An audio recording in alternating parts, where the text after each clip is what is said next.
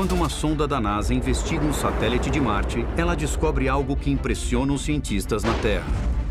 Eu dei uma olhada na imagem de Phobos e literalmente não acreditei no que vi. Uma grande estrutura eleva-se sobre a superfície da Lua. Se você estivesse na superfície de Phobos, ela seria como um arranha-céu. Ela é tão perpendicular que chega a parecer artificial.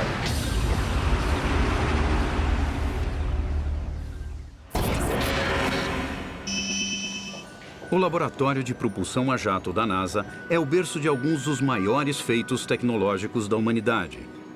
Entre seus muitos sucessos está o programa Mars Global Surveyor. Mas em 1998, o que ninguém na equipe de elite da NASA espera encontrar são sinais de construção na superfície da maior lua do planeta vermelho.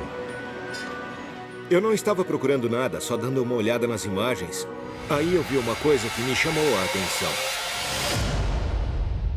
Eu falei, opa, mas o que é isso? Em vez de uma vastidão rochosa e desértica, Palermo vê algo perturbadoramente irregular. O que eu vi me deixou pasmo. A sombra era muito maior do que deveria ser. Parecia uma estrutura monolítica.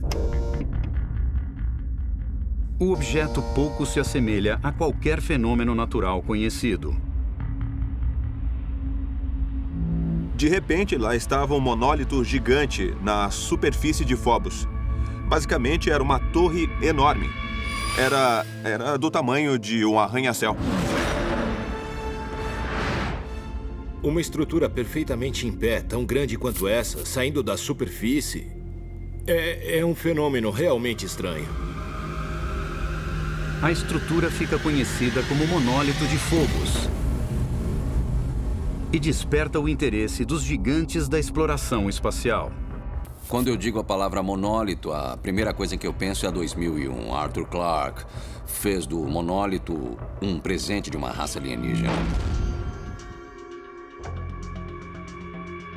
Em 2001, uma odisseia no espaço, uma civilização desconhecida espalha monólitos enormes pelo sistema solar como sinais para contatar a humanidade. Arthur C. Clarke propôs a ideia: e se extraterrestres estiverem interessados na Terra, interessados em nós, por exemplo? Se uma raça extraterrestre quisesse fazer contato com a raça humana, mas sem interferir na nossa evolução, ela colocaria uma mensagem logo além do nosso alcance. Mas os cientistas planetários da NASA têm uma explicação para a presença do monólito que não envolve extraterrestres.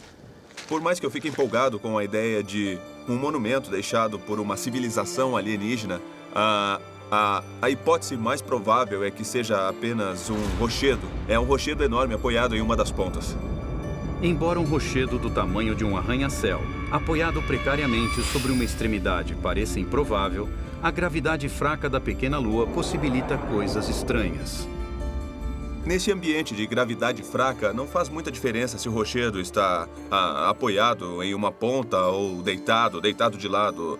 As coisas tendem a ficar do jeito que elas caem nesses corpos.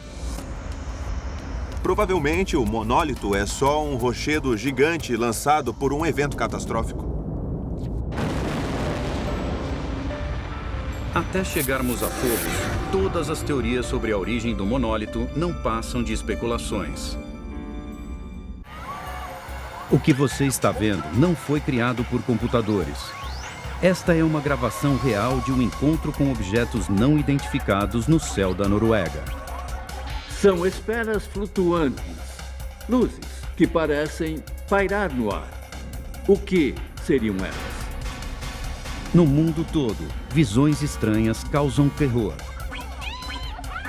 Aquelas pessoas não acreditavam no que estavam vendo. E então, após diversas visões, ocorre um terremoto devastador.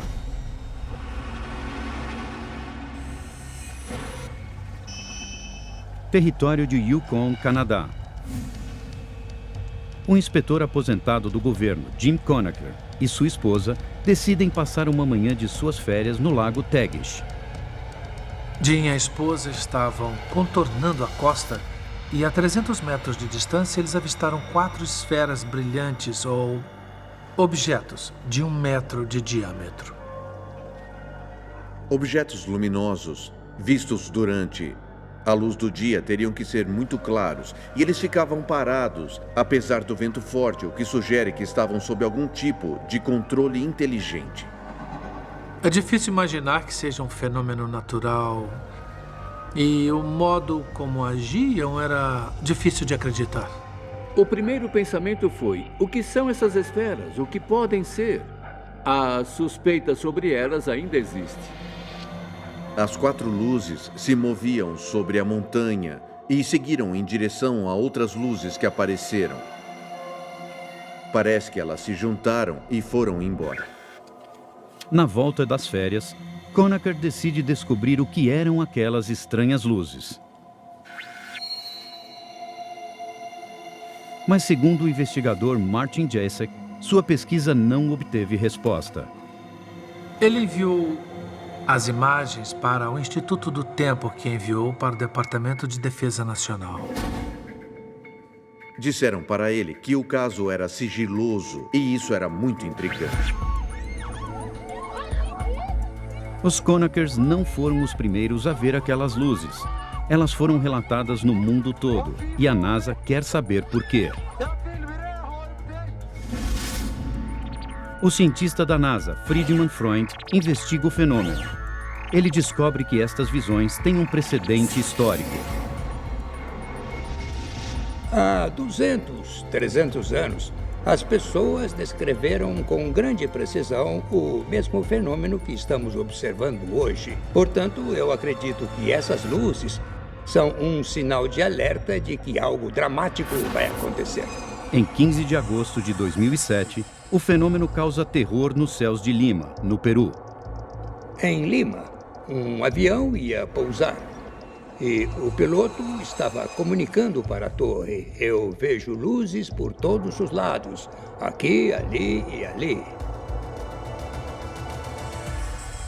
O avião pousa em segurança, mas relatos de mais e mais luzes no céu chegam de todo o país. E horas depois das visões, o Peru é atingido por um evento tectônico devastador. Foi um terremoto de magnitude 8 no Peru, equivalente a centenas de milhares de bombas atômicas explodindo ao mesmo tempo. Para Freund, esta é uma evidência. Ele estuda a história de 400 anos de terremotos e descobre centenas de relatos de estranhas luzes prevendo os desastres, inclusive antes do grande terremoto de 1906 em São Francisco. Eu acredito que estas luzes sejam um sinal de alerta de que algo está acontecendo na superfície da Terra, que é o resultado de algo ainda mais dramático acontecendo no fundo da crosta terrestre.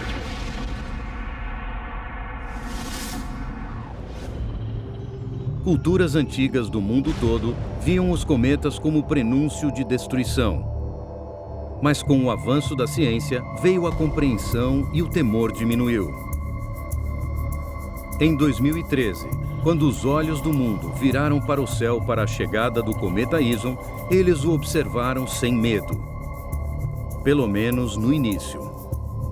O cometa Ison foi divulgado como o maior e mais brilhante cometa em muito tempo. Todo mundo estava esperando o cometa Ison. O pessoal tinha grandes expectativas em termos de como ele seria e qual seria o valor científico dele. Desde a descoberta do cometa em setembro de 2012, a NASA rastreou a quantidade de gelo e poeira desde uma região distante do sistema solar, conhecida como nuvem de Oort. A nuvem de Oort é um grupo de cometas que orbita o Sol a uma distância que é 10.000 vezes a distância entre o Sol e a Terra. Dos milhões de cometas presos em órbitas distantes, algo impulsiona o Ison em sua viagem de milhões de anos na direção do Sol. E o nosso planeta está bem nessa rota.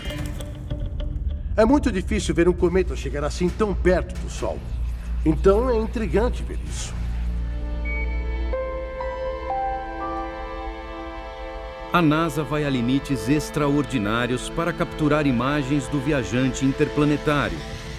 Ela até cria um telescópio montado em um balão especial para o evento. Mas é uma imagem do telescópio Hubble que causa comoção na Terra. Quando nós passamos a observar melhor, ele tinha um formato que não fazia sentido. Era quase um formato triangular, algo que parecia muito artificial.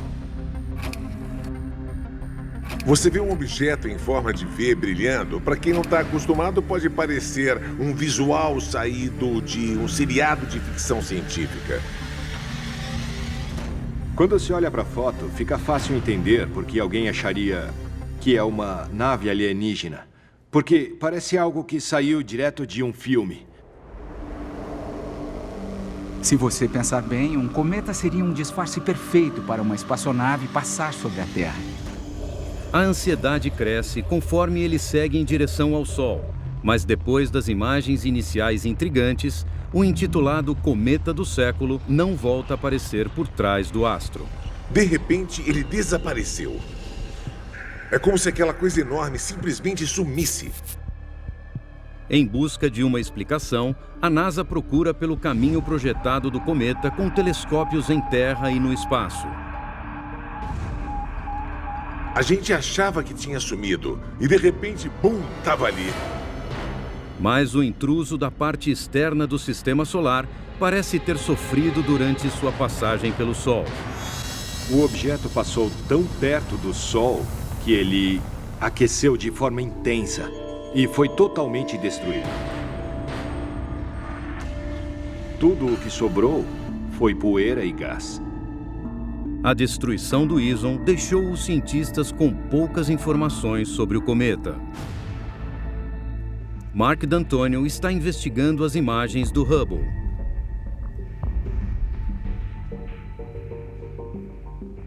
Essa imagem não é o que parece, porque o telescópio Hubble faz imagens de pontos diferentes de sua órbita ao redor da Terra. Conforme o telescópio tem a visão do cometa, ele tira uma foto por 8 longos minutos, e é essa que nós vemos aqui. Foi a combinação de 3 pontos de luz em formato específico que fez o Ison parecer algo além de um cometa comum. Mas D'Antonio acredita que este fenômeno pode ser explicado com manipulação da imagem. Neste caso específico, 3 imagens distintas foram combinadas em uma. 3 fotos do Ison tiradas em 3 momentos diferentes, com 13 minutos de diferença. Cada uma delas criou uma faixa de luz. Isoladas, todas elas não chamam a atenção, mas juntas causam espanto.